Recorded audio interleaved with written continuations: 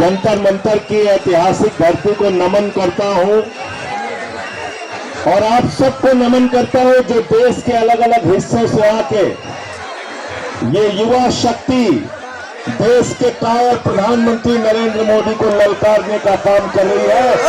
सबको नमन करता हूं, अभिनंदन करता हूं आपका। मैं नमन करता हूं सोनम वांगचुक जी को, जिन्होंने पिछले 23 दिनों से अनशन रखा हुआ है, कुछ खाए नहीं, कुछ उन्होंने अन्न का दाना नहीं लिया।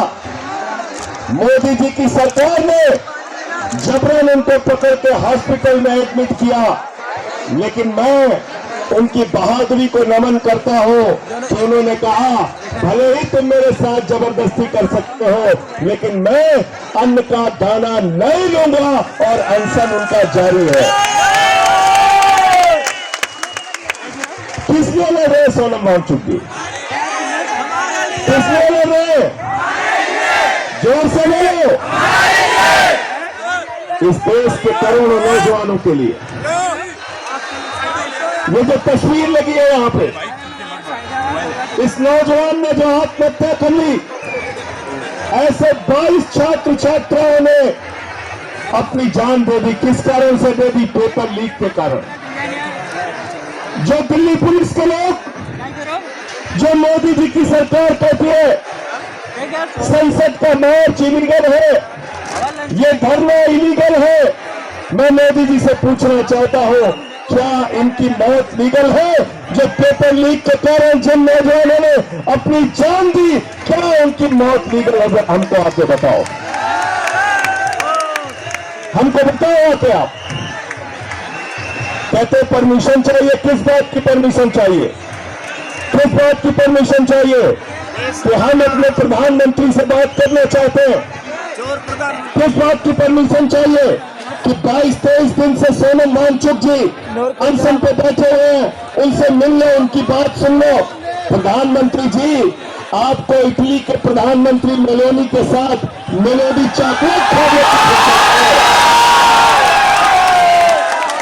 ऑस्ट्रेलिया की सैर करने की फुर्सत है, न्यूजीलैंड की सैर करने की फुर्सत है, सेशल्स की सैर करने की फुर्सत है, इजराइल में मेडल पहनने की फुर्सत है, लेकिन आपके दफ्तर से 3 किलोमीटर की दूरी पे ये अनशनकारी बैठे हैं, ये नौजवान बैठे हैं, इनसे बातचीत करने की फुर्सत नहीं है।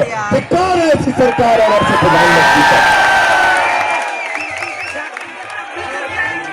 देश भर में पेपर लीक, यूपी चले जाओ पेपर लीक, बिहार चले जाओ पेपर लीक, गुजरात चले जाओ पेपर लीक, महाराष्ट्र चले जाओ पेपर लीक, हरियाणा में पेपर लीक, राजस्थान में पेपर लीक। नीट का पेपर लीक हुआ, एक नहीं 2 बार लीक हुआ, 2 बार। और जो 24 में पेपर लीक हुआ, जो आरोपी पकड़े गए, उनका जो कनेक्शन निकला, वो कनेक्शन भारतीय जनता पार्टी वालों के साथ था। दलाली इन्होंने खाई थी, याद रखना। और उन सबको छोड़ दिया गया क्योंकि सीबीआई चार्जशीट दाखिल नहीं कर पाई। सीबीआई चार्जशीट दाखिल नहीं कर पाई, उनको छोड़ दिया गया। मैं नौजवानों से कहना चाहता हूं, इस आंदोलन की पवित्रता को हमें बना के रखना है। गांधीवादी तरीके से आंदोलन को चलाना है, अंबेडकरवादी तरीके से आंदोलन को चलाना है।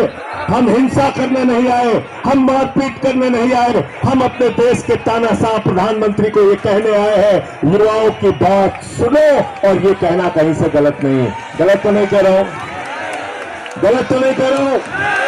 अभी यहाँ पे आ रहा था तो हम लोगों को रोका गया, मनीष जी थे, आतिशी और बाकी हम सब लोग थे।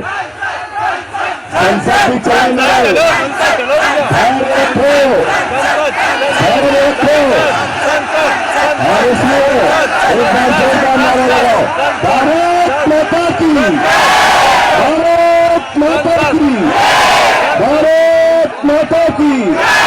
युवा शक्ति, युवा शक्ति, छात्र शक्ति। अरे दम है कितना दमन में तेरे। और एक चीज सुन लो, क्या चाहते हो? मोदी जी को मौका देना चाहते हो? तो इसलिए जो लोग कह रहे धारा 144 लगी है, उनको बता देना, अगर चुनाव के समय में जनता ने कह दिया मोदी जी यहां से वापस जाओ, हमारे घर के आगे धारा 144 लगी हुई है, तब क्या होगा? तब आपकी बात सुनेंगे। एक निर्दयी सरकार है, 750 किसानों ने आत्महत्या कर ली, सरकार ने नहीं सुना। नौजवान अनशन पे बैठे, सरकार नहीं सुन रही। सोनम वांगचुक भी 22 दिन से अनशन पे है, सरकार नहीं सुन रही। इसलिए हमें अपनी मांगे मनवाना है और अपने आंदोलन को जारी रखना है, लेकिन एक बात याद रखना, हिंसा का रास्ता हम लोग कतई स्वीकार नहीं करेंगे। मंजूर है ना? हाथ उठा के बताओ, मंजूर है ना? दम है कितना दमन में तेरे, दम है कितना दमन में तेरे, दम है कितना दमन में तेरे। युवा शक्ति जिंदाबाद, छात्र शक्ति जिंदाबाद, युवा शक्ति जिंदाबाद। बहुत बहुत शुक्रिया, बहुत बहुत धन्यवाद।